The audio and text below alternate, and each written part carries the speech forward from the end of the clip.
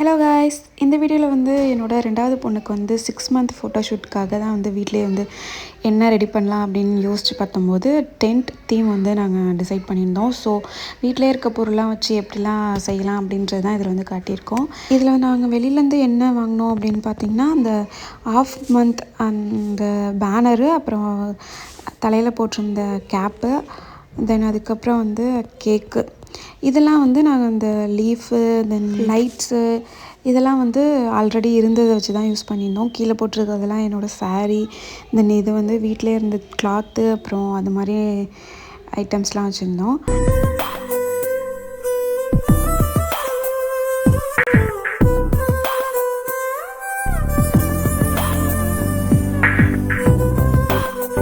ஒரு 3 டேஸ்க்கு பிஃபோர் தான் வந்து நாங்கள் கேக்குமே கட் பண்ணோம் அப்படின்னு டிசைட் பண்ணியிருந்தோம். ஆல்ரெடி நாங்கள் ஆர்டர் பண்ணுறவங்க வந்து இங்கே சவுதியில் இப்போது இல்லை. ஸோ அதனால் நிறையா பேர் சர்ச் பண்ணி பார்த்தப்போ இவங்க எனக்கு கொஞ்சம் கம்ஃபர்டபுளாக இருந்தாங்க. ப்ரைஸ் அண்ட் அவங்களோட ஒர்க்லாமே பார்த்தேன். ஸோ இதுவே ஓகே அப்படின்னு சொல்லி நான் டிசைட் பண்ணி வாங்கிட்டு வந்துட்டோம். சூப்பராகவே இருந்துச்சு. கேக்குமே டேஸ்ட்டும் சரி, லுக் வைஸும் சூப்பராக இருந்துச்சு.